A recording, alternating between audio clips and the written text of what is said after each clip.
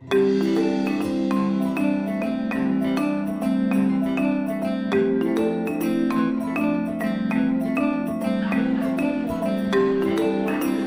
na papasok dito? Doon sa labas talaga? Ay, labas na yun. Eh, paano na skinatch tape niyo yung papel sa upuan? Bibit-bitin niyo yung upuan sa ano? Sa labas. Dali na, dali. Ayan na. Oh. May salamat po. Pati ito siya. Bit-bitin niyo lahat to sa labas. Ikaw.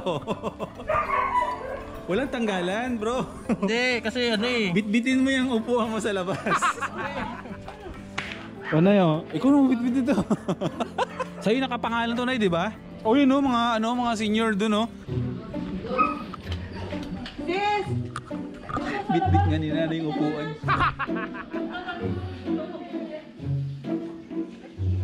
Kailangan daw na dala din yung upuan.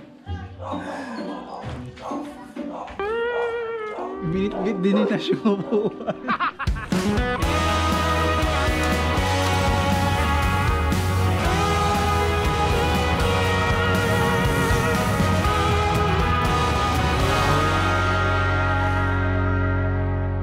Ayan.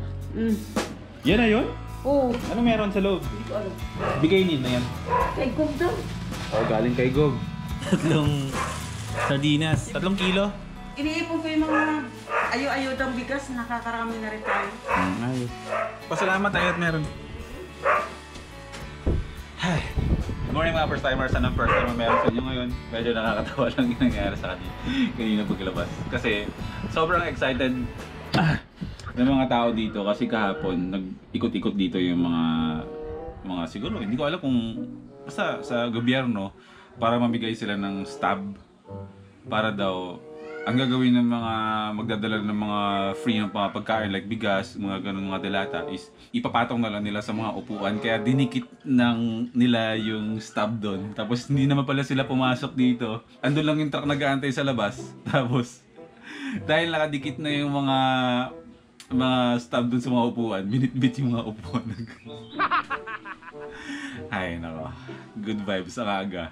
Anyways, mga first timers, today, naka-bis na ako. Mag-ayos lang ako ng mga gamit ko. Nag-recharge lang ako ng mga batteries ng GoPro.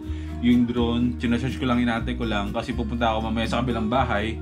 Okay, kila Master Trike. Lilinawin ko, si Master Trike ay hindi taga-ibang barangay. Magka-barangay kami. Mamimili lang ako ng prutas, kape, at kung ano-ano pa mga kailangan na mga simpleng kailangan dito sa bahay. Pagkain na dadaling ko sa kapatid ko. So today, another vlog in a life ulit. So, samahan niyo ako.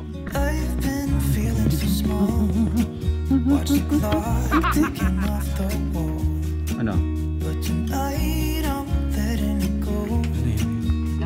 Spend Parang baboy? Hindi ka nga. Pwede mag-shoutout. Oo naman. Gob, maraming salamat sa iyong pagdadalang ayuda.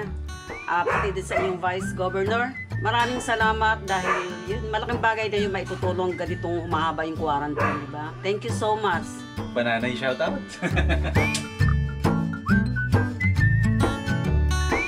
No, kamusta birthday boy? Kamusta ang pag-iwi mo? Ano sabi mo? Ano sabi mo? Saan mo talaba? Luto? Hilaw. Tatalupin pa. Oo, sige ba? Yung parang dati, yung may butter. Nililinis pa ng tito. Oh, sige. Oo ba? Sige, mamaya. Lalabas ako eh. Bibili ako ng mga kape, tinapay, pang merienda. Ano mabalak mo today? May upload ka? Okay ka na? Okay na yung pakiramdam mo? Okay na, nakainom na kagabi. Okay. Nakainom ka? Saan ka kumuha ng panginom mo? Yung maliit na ganun lang talaga. Bibili ka ng black label o ng ano, ng malalaki. Tapos may pring ka na. Free taste, gano'n? Nainom ko isa eh. Okay na ako eh. Kaya mga first timers maraming salamat sa bumati kay Rob. Na itawid namin ng simple pero special naman yung birthday. Ang importante bro, na-celebrate mo yung birthday. Celebrate. Ha? Naitawid natin na. Oh, maraming bumati sa'yo. Maraming salamat sa Ayun, inyo. maraming salamat. Happy birthday ngayon. Si Ate April Joy Nailog. Oo nga. Birthday niya. Oh, shoutout sa admin namin kay Ate April. Happy birthday Ate April ha. Oh, si Ate April Joy, yung admin natin sa page. Frontliner siya. Yeah. Oh, isa siyang nurse na araw-araw nakikita ko sa mga my day niya, puyat niya, natutulog sila sa sa loob ng ospital, 'di ba? Para magantay kung sino man yung mga posibleng mga hinahatid na basta ganun. Kaya Ate April, maraming salamat sa sa pagpapagal mo na napupuyat ka palagi para yun magbantay sa ospital. Mag-ingat ka palagi. Happy birthday. Happy birthday. Ano po na kami ng tadaba dito. Sige. Video. Paingi ako mamaya. Bigyan natin yung isang ganun. O sige. Dami naman yun. Okay. Kanina, nag-iisip ako kung yung fixed gear bike ang gagamitin ko. Pero walang hangin. Kaya si Madonna yung gagamitin ko palabas. Pakita ko lang sa inyo yung fixed gear na dapat gagamitin.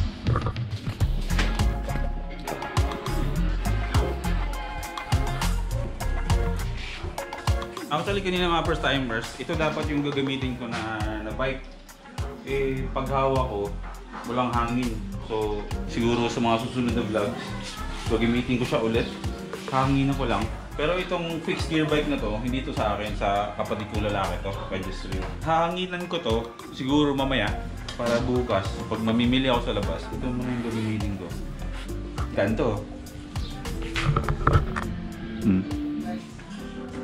So, iiwan muna natin to dito, tapos mamaya hahanginan na lang natin.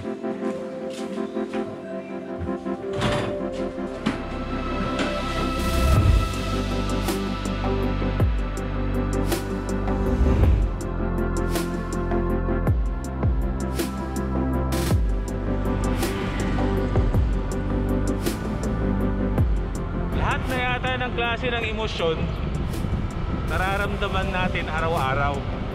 Ganon din ako. Alam mo yun, yung gumigising ka na bigla ka na lang malulungkot, yung gigising ka na bigla ka na lang iiyak mag-isa kasi sa mga nangyayari. Alam mo yun, parang lahat nagiging emosyonal. Hindi naman siguro lahat, pero karamihan parang kinokontrol yung mental health nila kasi nade-depress yung iba, tumataas yung anxiety tulad ko. Sobrang hirap para sa atin, pero wala tayong ibang pwedeng gawin but to hold on, keep praying and keep hoping na lahat ng dinadanas natin ngayon matatapos din talaga.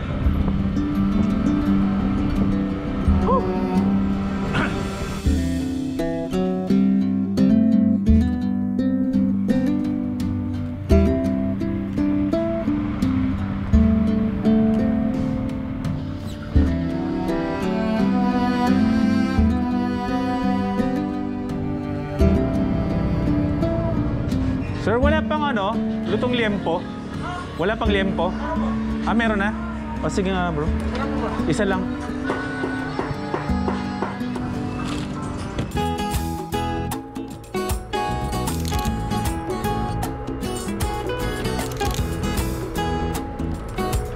Sige, kailan kayo magkaroon ng alcohol? Kung kailan? O sige. Message na lang pag Salamat. Wala na kasi kaming alcohol sa bahay. Malakas kami sa alcohol eh. Pabili ako ng kape na malaking ganyan. O yan na lang. Magkano isa nito? 25 pesos isa. Pabili lang ako ng 3. May dalang hita kayo? Wala. Naghahanap ako ng dalang hita or orange.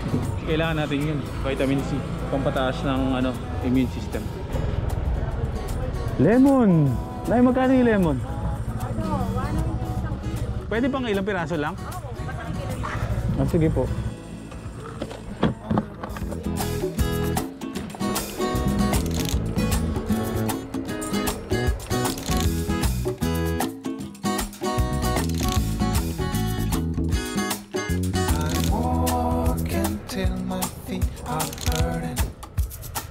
Kung sino man yun, shoutout sa'yo bro. Kalabasa na to. Panahon ng tanim ng kalabasa. Nandito tayo sa favorite bayan ko. Tambay muna tayo konti. Hinga lang tayo ng langap lang tayo ng sariwang hangin. Pagkatapos ng tag-ani, nagiging taniman siya ng kalabasa. Iba-iba na ang season. Anyways, mga first timers, dumaan lang muna ako dito sa favorite tambayan ko. Itong lugar na to, ito yung lugar na lagi kong pinupuntahan every time na masaya ako, malungkot ako. Ito, secret haven ko. Wala akong upload kahapon kasi hindi ko naman pwedeng i-deny sa inyo na everyday okay ako. Siyempre, pare-pareho lang tayo ng mga pinagdadaanan ngayon sa panahon ngayon. Hindi ko maipapromise na everyday okay ako para makapag-upload ako palagi. So sana naiintindihan nyo, alam naman yan. May mga times na hindi ako maka-upload kasi alam nyo na. Pero hindi lang ako, marami. Karamihan sa mga kaibigan ko nakakausap ko sa Facebook, ganun yung nangyayari sa kanila, bumabagsak yung mga mental nila kasi syempre sa kadahilanan na unang-una frustrations kasi hindi makapagtrabaho, hindi makaalis, hindi makalabas. Isa yun sa mga triggers kung bakit nagkakaroon ng anxiety yung mga tao sa pag-aalala at hindi magawa ng normal yung mga bagay na nakasanayan para ikabuhay ng mga sarili nila or pamilya. Gusto ko lang kayong i-heart to heart ngayon kung ano talaga yung nararamdaman ko. Gusto ko lang sabihin sa lahat ng mga nanonood na lahat ng may pinagdadaanan tulad natin, tulad ko na ganito na napakahirap. Yung may sarili kang battle lagi pa sa utak mo. Pagising mo, alam mo yun, ako talaga mabilis bumagsak yung loob ko sa lahat ng bagay. Pero ang goal ko talaga palagi is sana gumising ng maayos, gumising na maganda yung pakiramdam, matapos yung araw na masaya ka, matapos yung araw na alam mo yun, puro chill vibes, good vibes lang ang meron sa araw mo. Pero syempre ang mundo hindi perfecto. Tayo mga tao hindi tayo perfecto. So unpredictable kung ano yung pwede nating maranasan, ano yung pwede nating maramdaman sa araw-araw. Itong nangyayari na to is malakas siya makalaso ng utak. Ang unang gumagana sa atin is yung mga senses natin, mata, tenga, kung ano yung naririnig mo, dediretso sa utak mo, dediretso sa puso mo. Kung ano yung nakikita mo, dediretso sa utak mo, dediretso sa puso mo, hanggang kakainin na yung buong katawan mo. Kung ang nakikita mo is pagmamahal, pasok sa utak mo, dediretso sa puso mo, buong katawan mo kakainin ng pagmamahal. Pero kapag nakakita ka ng negative at nakarinig ka, dediretso sa utak mo, bababa sa puso mo, kakainin yung buong katawan mo. So ang ibig ko sabihin dito mga first timers is try natin kontrolin yung mga nakikita natin either sa Facebook, sa TV, itry natin yung mga naririnig natin. Ang ibig ko sabihin, piliin natin yung mga nakikita natin na alam natin na makakabuti sa mental health natin. Para hindi ko alam kung lahat nakakagets pero alam ko karamihan makakagets sa sinasabi ko. Kumbaga, i-filter out natin yung mga bagay na nagfi-feed sa atin para makaramdam tayo ng hindi pagiging okay. Like sa Facebook. Ako talaga, aminado talaga ako mga first timers na every time may nakikita ako sa Facebook, lalo na kapag negative yung mga posts, kahit mga kaibigan ko, sorry pero ina-unfollow ko sila. Meron tayong laya. Utak natin to eh. Puso natin, emosyon natin. Tayo ang may control kung anong gusto natin or ano ang dapat nating maramdaman.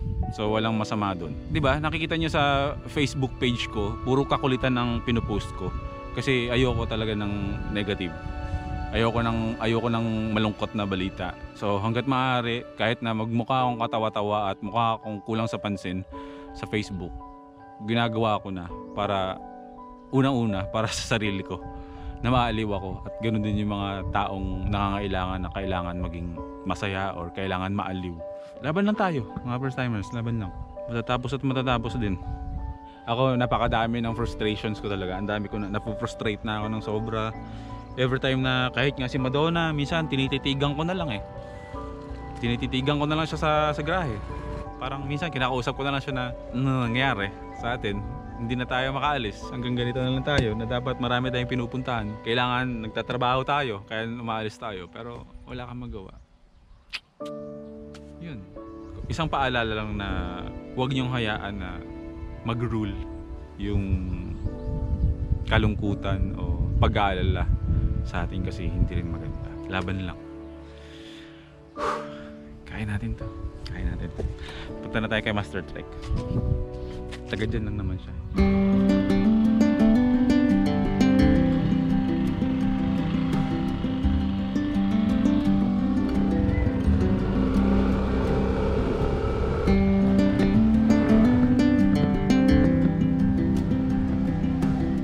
What's up, bro? Pagoda. Kumusta na yun? Ha? Nakita mo yung garden. Hindi pa. Oh, ito mo sila. Anong ginawa mo? Kaya hindi ka nakasama sa prank kay Rap Rap. Ito ang dahilan. Ayan. Yan. May tour agad. Ayan ang pinagagagawa ko. Nagtatambak ako. Yan, gagawin ko yung tambayan. Ito ang tambayan ng mami. Yan ang lutuan niya. Diyanan ko siya. Mami, ano daw niluluto mo? Eh, yung pata ni Chong. Oh, ayan. Ayan. Hindi magkasya sa kaldero. Anong luto niyan? Crispy pata daw ang gagawain dyan. Yeah. Crispy pata. Papalambutan mo na, papakuluan. Wala na, ubos na yung budget namin. Hindi na kami aabot sa katapusan. Patola ng mami. Ito, ililipat ko pa to. Wala pa siyang gapangan, kaya yan muna. May tanim ako kaninang papaya. Kakalipat lang kasi, kaya ganyan.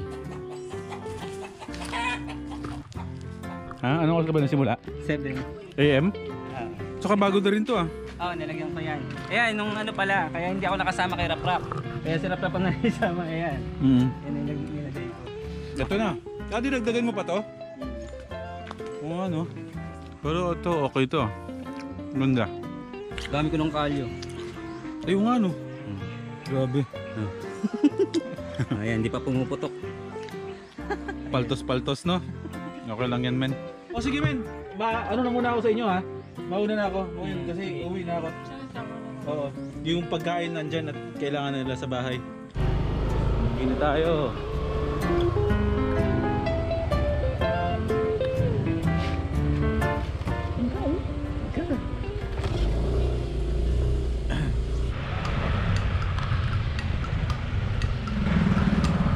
Bagay yung Aerox no sa maliliit na tao. Kasi di ba, laki yung tao. Pag nakasakay ako dito sa Aerox, yung Aerox, tignan mo mukhang Mio Sporty sa akin. Bahay na tayo. Saan nga galing? Namili. Namili? Pumunta kay Genesis. Oo. Marami. Bubiling kape. Yung kape. Ano, kape is life ka eh. Ha? Kape is life. Ha? Kape is life ka. It's not time bro. I can't imagine life without coffee. Sabagay. Kanya-kanya tayo ng trip. Ginagawa mo dyan, kuya.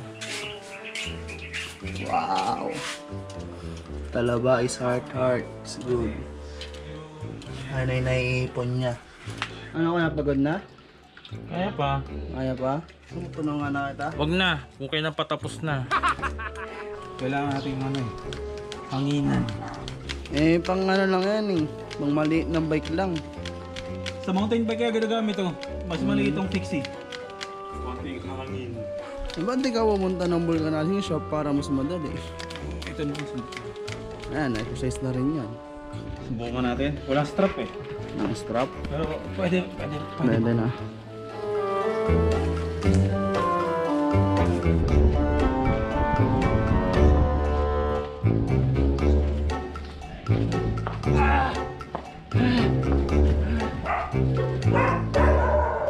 Exercise na yan pagkatapos. Ang bigat ng katawan ko, hindi yung bike.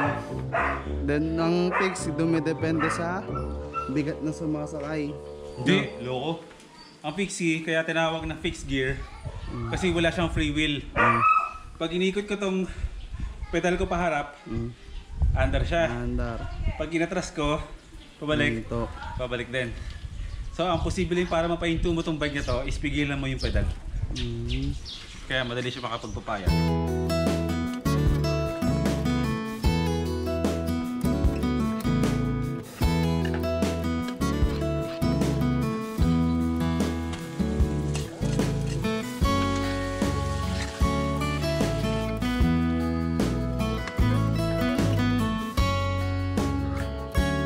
Yes, baby.